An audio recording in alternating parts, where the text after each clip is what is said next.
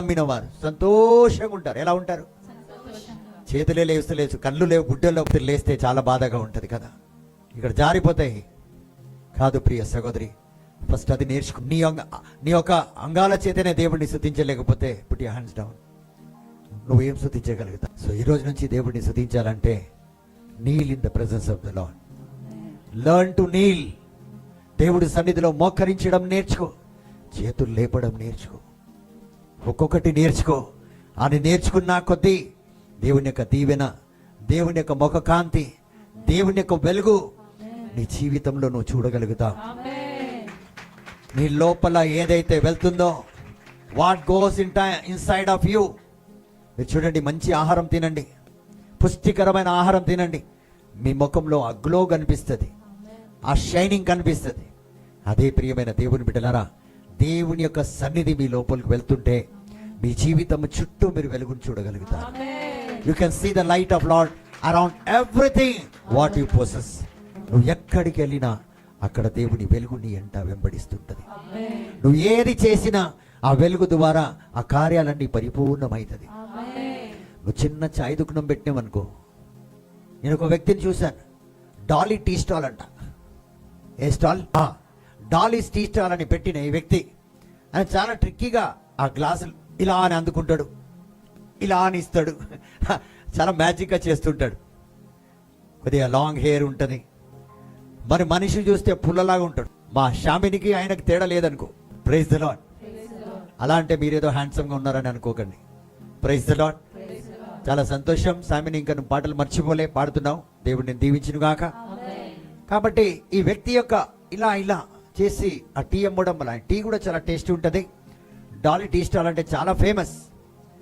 అయితే ఒక ధనికుడు విదేశం నుంచి వచ్చాడు. ఆయనకు తెలియదు ఈ ధనికుడు వచ్చి చాయ్ తాగుతున్నాడని.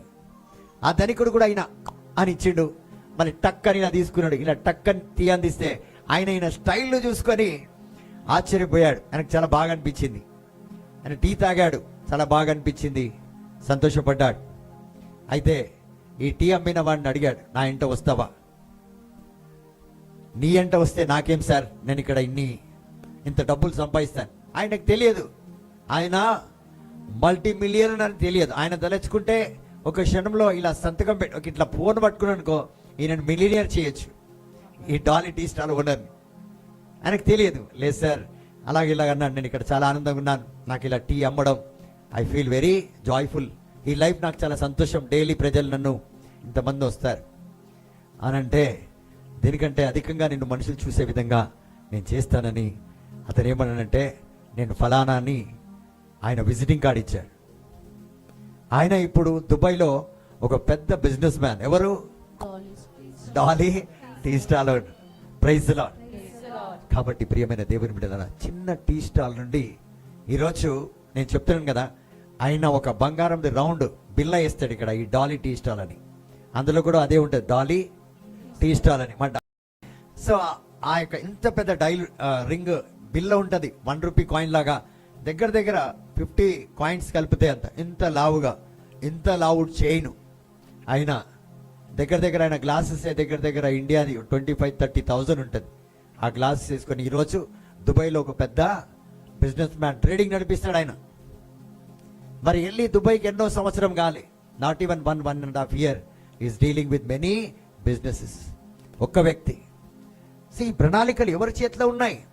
Even if a small tea stall or if you sell a water, మీకు చెప్పిన ట్యాంక్ బండ్ మీద ఆ యొక్క మైక్రోస్కోప్ పెట్టి ఆయన బిల్డింగ్ కట్టుకున్నాడు 4 అంతస్తులు. అదే కవాడిగూడలో ఉన్న ఆ కోదురు లక్ష్మి ఇంకా బిల్డింగే, అదే బిల్డింగ్ సున్నం వేసుకొని బతుకుతుంది. Praise the lord.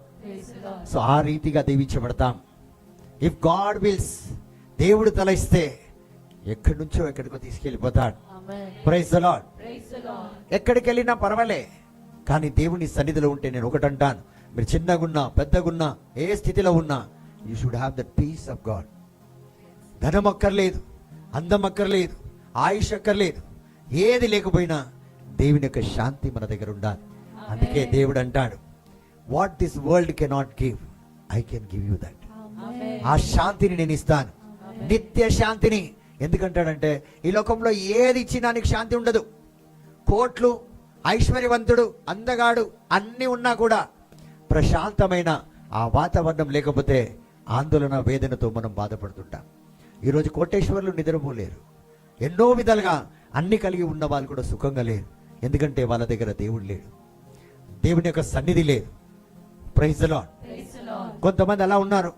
చర్చికి వెళ్ళాలంటే ఎంతసేపు, హాఫ్ అన్ అవరా, నువ్వు వెళ్ళొచ్చేయి, నేను డ్రాప్ చేస్తా అంటాడు. భార్యను డ్రాప్ చేసి ఆయన కావాలంటే ఈ 5 lakhs చెక్ ఇచ్చేయి అక్కడ చర్చికి, ఈ 20 lakhs ఇచ్చేయి, దేవునికి పర్వాలే నా తరపు నుంచి అని ఆ రీతిగా ప్రవర్తిస్తారు. ప్రియమైన దేవుని బిడ్డలారా, కాబట్టి ఈ ఏడుపులు, ఈ బాధ, ఈ బలహీనతలు, మరి ఈ యొక్క అనారోగ్యం, మరి రకరకమైన మన జీవితంలో ఉన్న ఇవన్నీ మన నుంచి దూరం కావాలంటే దేవుడి సన్నిధిలో కూర్చొని దేవుడు చేసిన ప్రతి ఒక్క మంచిది ఆలోచించాలి. మీరు ఆలోచిస్తూ ఉంటే మీకు రోజు సరిపోదు. మీరు ప్రార్థన చేస్తారు చాలా మంది, ఒక గంట సేపు కూర్చొని.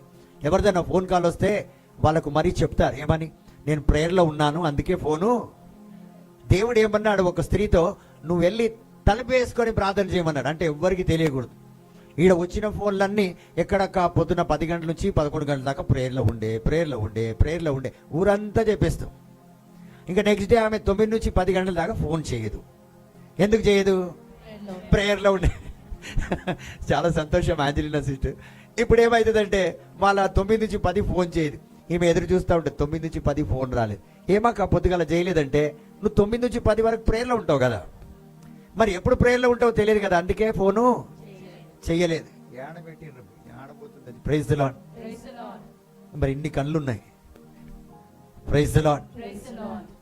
సో ఆ రీతిగా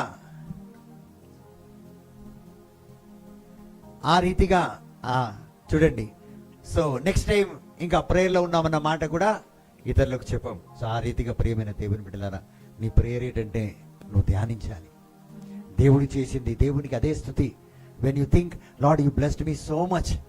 నీ మంచం ఉంది, ప్రభా ఈ మంచం నాకు ఇచ్చావు, నీకు వందనాలు. ఎక్కువ మంచి జోళ్ళు ఇచ్చిండు, చెప్పులు ఎందరికో లేవు. ఇలా మీరు వెళ్ళారనుకోండి, మీ దగ్గర మాటలే సరిపోవు. దేవుని అక్కడ గ్యాప్ పెట్టండి. ఎక్కడ వరకైతే వెళ్ళారు అక్కడ గ్యాప్ పెట్టి, నేను ఇక్కడ దాకా వచ్చాను ప్రభా, అన్నం తినేసి మళ్ళీ కూర్చుంటా. రోజంతా మీరు ధ్యానిస్తుంటారు. దేవుడు సంతోషపడతాడు. నా బిడ్డ నేను ఇచ్చినదంతా నాకు గుర్తు చేస్తుంది. అయితే నువ్వు ఏదైతే అడగాలనేది మర్చిపోయి నువ్వు గుర్తు చేస్తున్నావు, దేవుడు అక్కడి నుంచి ఒక వ్యక్తిని పంపిస్తాడు. పో క్రిస్టినా, వెళ్ళి ఆ యొక్క దిశ చాలా బాధల్లో ఉంది, ఆమెను దీవించిరా అంటాడు. ఆ రీతిగా దేవుడు మీ ప్రార్థనకు అదే అంటారు, నువ్వు కోరిన దానికంటే అధికముగా నేను దీవిస్తాను. నువ్వు కోరవు కాబట్టి దేవుడు నిన్ను అధికముగా దీవించి ఆశీర్వదిస్తున్నాడు. కానీ మనకి ఏడు బాధ అంటే, ఫస్ట్ అండ్ ఫార్మోస్ట్, నేను చేసిన ప్రార్థనకు దేవుడు జవాబే ఎప్పుడు ఇస్తాడో ఏమో, నా మొగుడు ఎప్పుడు వస్తాడో ఏమో, నేను ఎప్పుడు భర్తతో ఉంటానో ఏమో, నాకు పిల్లలు ఎప్పుడు పుడతారో ఏమో, నా అప్పులు ఎప్పుడు తీరిపోతాయో ఏమో, నా జీవితంలో శాంతి లేదు, సమాధానం లేదు. ఇదే బాధ. ఈ బాధలు ఇంకా అధికమై ఇవన్నీ మర్చిపోవాలంటే ఇచ్చింది గుర్తు పెట్టుకోవాలి. Praise the Lord. ఇచ్చింది గుర్తుపెట్టు. ఎప్పుడైతే అది పెట్టుకోలేమో ఇంకా దేవుడు కూడా ముందుకు రాడు. ఎందుకంటే వీళ్ళకి కృతజ్ఞత భావం లేదు. చాలా మందికి కృతజ్ఞత, thanksgiving enter his court అంటాడు. ఆయన సన్నిధిలో కృతజ్ఞత పూర్వకంగా. Praise the Lord. కాబట్టి నడక నడిచే వ్యక్తులము, కార్లలో మంచి హాయిగా 5 star హోటల్లో ఉన్నట్టు మన ఇల్లులో పెట్టుకొని మనం ఉన్నాం. ఆ కృతజ్ఞత మనకు లేదు. చాలా మంది అంటుంటూ నేను విన్నాను, ఏమని, మేము కూడా ఇలాగే జీవించినామంట. అవునా కాదు? ఫస్ట్ మేము కూడా చాలా పువర్ ఉండే అంటారు, మేము కూడా చాలా చిన్న ఇంట్లో ఉండే అంటారు, మా కుటుంబంలో కూడా ఇలాంటివి ఉండే అంటారు. Praise the Lord. కాబట్టి ప్రియమైన దేవుని బిడ్డలారా, ఇవన్నీ మనం ఎప్పుడైతే ఆలోచిస్తామో ఖచ్చితంగా మనం అందరం దీవించబడతాం. కానీ మనము ఇవన్నీ ఆలోచించాం. ఇప్పుడు చెప్పండి, ఇవి ఎక్కడ పెట్టాడు మిమ్మల్ని? అది ఇచ్చిన దానికన్నా ఏమైనా ఉందా? Praise the Lord. అది తెలుగులో ఒక సామెత ఉంది, ఏమని, గుడ్డోడి కంటే మెల్లకన్నోడు బెటర్ అంట. ఏమంట? మెల్లకన్నంటే ఇలా చూస్తారు చూడండి. Praise the Lord. అంటే గుడ్డోడి కంటే అట్లీస్ట్ మెల్లకన్నోడన్నా ఉన్నాడు మనకి. ఆ రీతిగా ప్రియమైన దేవుని బిడ్డలారా, ఈరోజు మరొకసారి మీకు చెప్పి దేవుని యొక్క వాక్యంలో మనం ప్రవేశిస్తాం.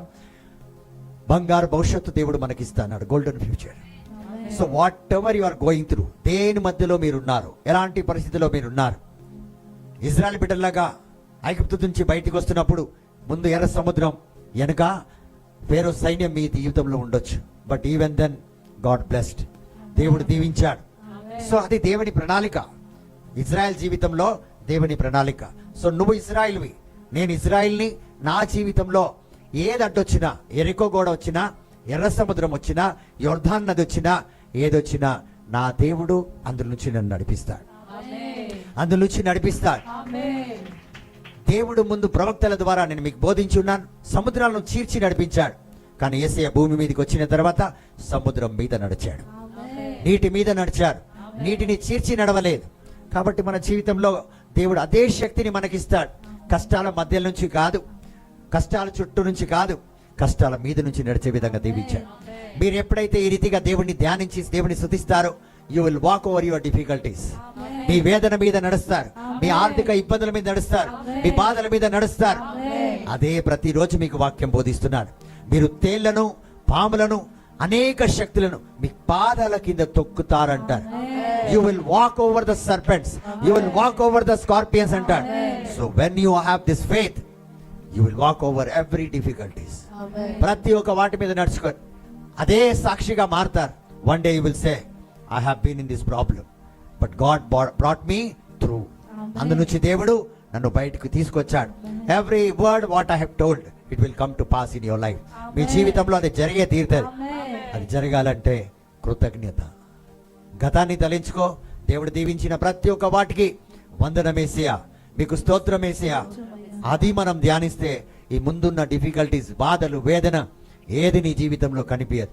ఏది లేదో, దేనికోసమైతే దేవుడి సన్నిధిలో ప్రార్థనలో ఉన్నావో అది దేవునికి సమర్పించు, హాయిగా కూర్చో. నేను చెప్పాను కదా, 24 గంటలు నా గదిలో నుంచి బయటికి రాకపోయినా ఎన్నో సమస్యలు, ఎన్నో వేదనలు, నా ఫోన్ కాల్స్ నేను తీసుకుంటూ ఉంటాను. అయినా కూడా నేను మొయ్యను కదా, బాధ నాకు కలుగుతుంది. అది హ్యూమన్. కొద్దిగా కర్టసీ, కొద్దిగా జనరాసిటీ వస్తుంది. అయినా కూడా ఇది నేనేం చేయలేను. నేనేమైనా చేయగలుగుతానా?